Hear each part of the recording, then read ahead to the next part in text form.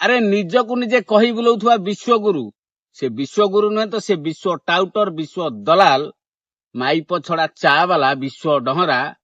ତୋର ଯୋଉ 56 ଇଞ୍ଚ ଛାତି ଥିଲା, ତୋ 56 ଇଞ୍ଚ ଛାତି ପର ଦିନ କୁଆଡେ ଗଲା? 20 ତାରିଖ ଦିନ ତୋ 56 ଇଞ୍ଚ ଛାତି କୁଆଡେ ଗଲା? ଯେତେବେଳେ କକରୋଜ ଜନତା ପାର୍ଟି ବା ଯନ୍ତର ମନ୍ତରର ଗୋଟେ ପ୍ରୋଟେଷ୍ଟ ହଉଥିଲା, ସେତେବେଳେ ନିରୀହ ଜନତାଙ୍କୁ ମାଡ ମରାଗଲା। ତୁମ ନିଜର ପୋଲିସ ପ୍ରଶାସନ ଲଗେଇକି, ଫେକ୍ ପୋଲିସ ଲଗେଇ, ଫେକ୍ ଲୋକଙ୍କୁ ଲଗେଇ ଯେତେବେଳେ ମାଡ ମରା ଯାଉଥିଲା, ସେତେବେଳେ କୁଆଡେ ଯାଇଥିଲୁ? ଯେତେବେଳେ 2014 ଇଲେକ୍ସନ ଆସିଥିଲା, ସେତେବେଳେ ଗୋଟେ ମିଛ ନାରା ଦେଇଥିଲୁ, କଣ ନା ହିନ୍ଦୁ ଅସୁବିଧାରେ ଅଛନ୍ତି, ହିନ୍ଦୁ ଖତରେ ମେ ହେ। ତ ଏବେ ଯୋଉମାନେ ମାଡ ଖାଇଲେ ସେଇମାନେ ହିନ୍ଦୁ ନା ଆଉ କଣ? ଆଉ ତୋର ଯୋଉ ଧରମ ଛୁଆ ମାନେ ରହିଲେ, ତୁ ଯୋଉ ଧରମ ବାପାର, ତୁ ନିଜେ ଗୋଟେ ଧରମ ବାପା, ତୋ ଧରମ ଛୁଆ ମାନେ ରହିଲେ, ସେମାନେ ହେଲେ ଅନ୍ଧଭକ୍ତ ଆଉ ଗୋବରା। ସେଇମାନେ କୁଆଡେ ଗଲେ? ସେଇମାନେ ତ ତୋର ପ୍ରଚାର କରୁଥିଲେ କି ମୋ ବାପା ବିଶ୍ୱଗୁରୁ 56 ଇଞ୍ଚ ଛାତି ଧରିକି ଘୁରି ବୁଲୁଛି, ହିନ୍ଦୁଙ୍କ ସବୁ ସୁବିଧା ହେଇଯିବ, ଆଉ ହିନ୍ଦୁ ଖତରେ ମେ ହେ, ଆମ ଦେଶ ସୁବିଧାରେ ହବ, ହିନ୍ଦୁ ରାଷ୍ଟ୍ର ଗଢିବ। ସେଇମାନେ କୁଆଡେ ଗଲେ?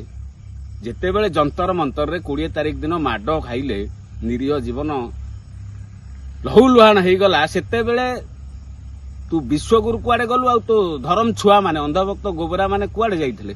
ତୁ ନିଜେ ତ କହୁଥିଲୁ କି ମୁଁ ହିନ୍ଦୁ ରାଷ୍ଟ୍ର ଗଢିବି। ସେ ଗୋଟିଏ ଜବାବ ଦେ କି ସେଇମାନେ ଯୋଉମାନେ ମାଡ ଖାଇଲେ ସେମାନେ ହିନ୍ଦୁ ଥିଲେ ନା ଆଉ କଣ ଥିଲେ? ଆଉ ସମଗ୍ର ଦେଶବାସୀକୁ ଅନୁରୋଧ କରିବି, ଆଜ୍ଞା ଏଇ ଭିଡିଓଟିକୁ ସମସ୍ତେ ଦେଖନ୍ତୁ।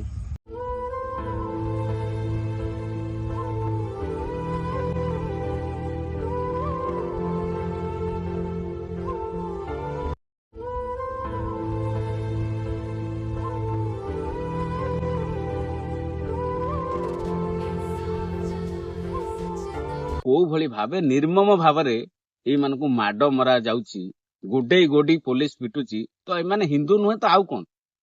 ଏମାନେ କଣ ହିନ୍ଦୁ ନଥିଲେ? ଏମାନଙ୍କର କଣ କହିବାର ଅଧିକାର ନାହିଁ? ସତକୁ ସାମ୍ନାକୁ ଆଣିବାର ଏମାନଙ୍କର ଅଧିକାର ନାହିଁ? ଆଜ୍ଞା ଇଏ ହଉଛି ଅସଲ ଚିତ୍ର, ସେ ବିଶ୍ୱଗୁରୁ, ବିଶ୍ୱ ଟାଉଟରର ଅସଲ ଚିତ୍ର, କି ଯାହା ଦେଖାଯାଏ ସେ ସେୟା କରେନି।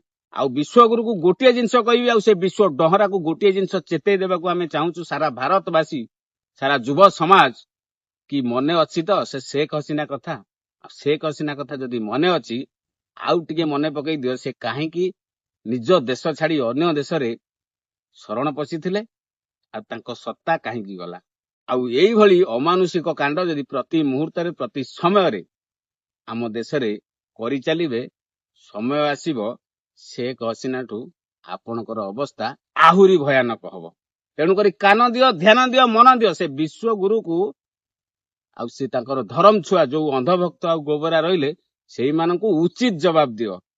କଥାରେ ଅଛି, କ୍ଷୀର ଉତୁରିଲେ ଚୁଲିକୁ, ମଣିଷ ଉତୁରିଲେ ଗାତକୁ। ତମ ପାପର ଘୋଡା ଭରି ଆସିଲାଣି, ଆଉ ତମ ଆଛେ ଦିନ ସରି ଆସିଲାଣି। Wait and watch.